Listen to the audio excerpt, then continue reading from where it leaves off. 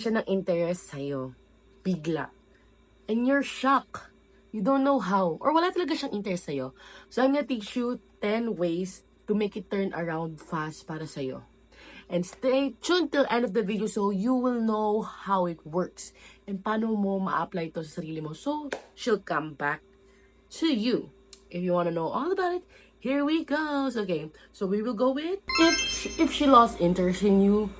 Okay, number 1, I will tell you as a girl. Relax ka lang. Chill, relax. Don't panic. Breathe in, breathe out. Okay. You're human, she's human. What's the worst can happen? You're not gonna about it. Okay? So, you need to relax kasi we need to plan what's tailored sa kanya that will work on you so she can turn it around. If she lost interest, relax. I want you to relax. Wag ka, alisin mo na to overthink mo. You need to remove all your overthinking in your mind because that will not help. We need to focus sa reality. So let's say, nawalan siya ng interest. Stop thinking about unnecessary things. So what are the unnecessary things? Number 1, meron ba siyang iba? Number 2, hindi ba niya gusto? Number 3, may mga ginawa ba akong nakaka-turn off? Okay? And sunod-sunod na yan. 4, 5, 6, 7. You need to stop it right now. Okay? And now we will go to number 2. The second thing that you need to do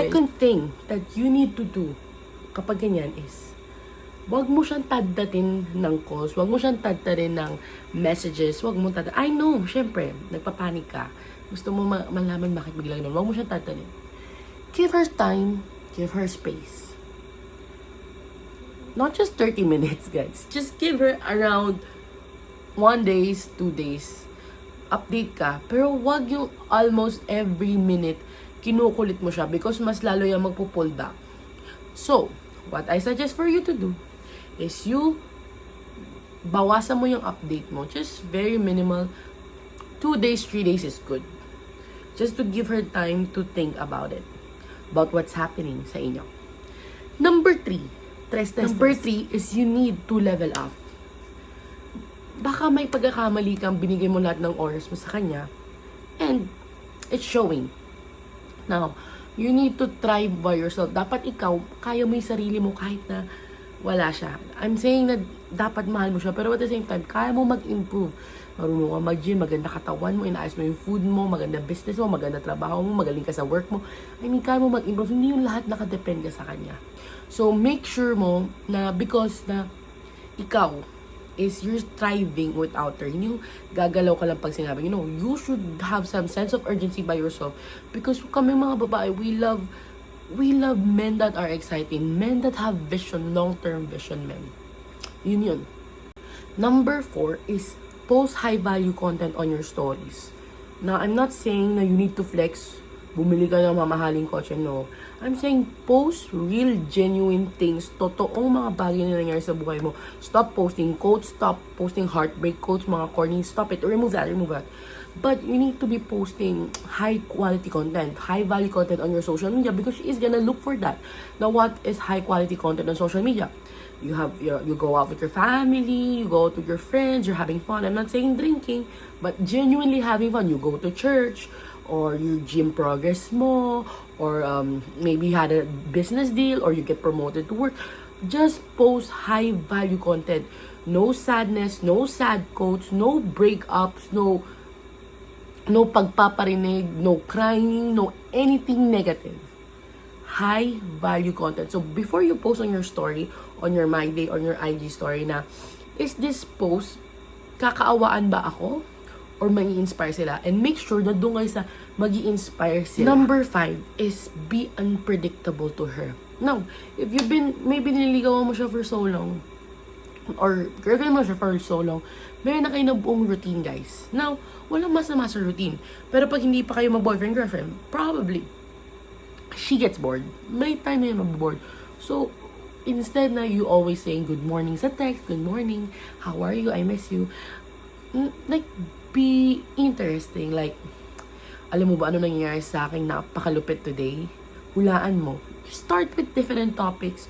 Alam, not yung daily routine na 7 a.m. talaga nag-good morning. Change it. Be unpredictable.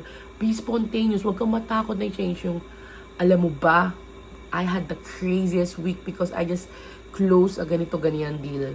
So, be unpredictable because it's gonna shake the relationship up because she losing interest and na bigla nag-iba yung dynamics nyo. Number 6, boys, is upgrade nyo yung itsura nyo. Upgrade your style. So, this is my general rule for the boys. Outfit, hair, skin, perfume. So, in terms of physical looks, invest. Gumastos kayo. Yung pinaka-peak na kaya nyong gastusan na kaya nyo because it's gonna transpire. Because people see you.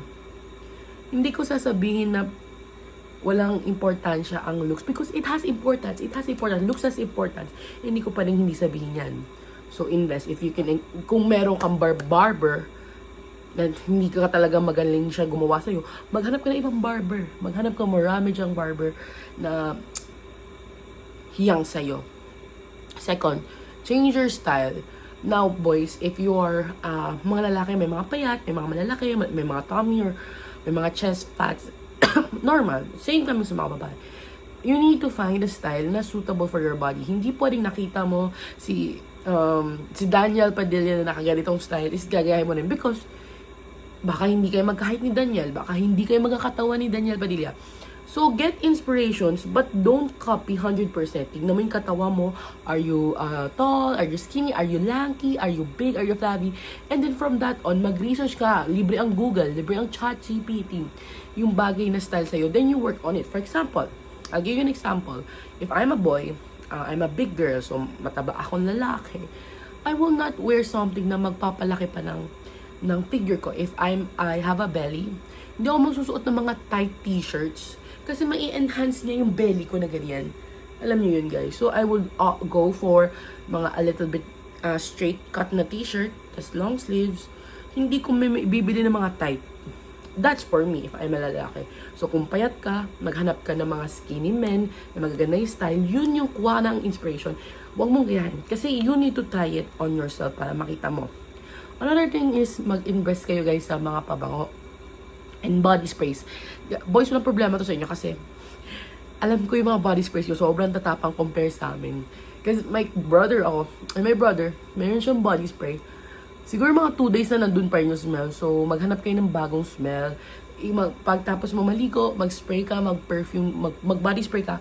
Pagkalagay mo ng outfit mo, bigla ka mag-perfume. Kasi mag-combine yung perfume nun and mas tatagal siya. Ay, sa nagpa-perfume ka lang, retouch ka ng retouch. So, fix your physical, maglinis ka ng nails mo. Akala mo it's not important, but it's really important because ang daming tumitingin na nails mo, you just don't notice it.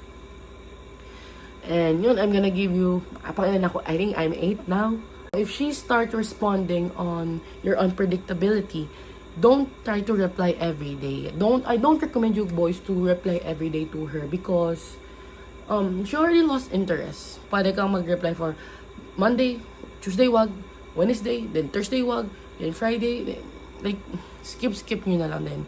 Because a woman that really likes you will never lose interest in you, boys. Okay?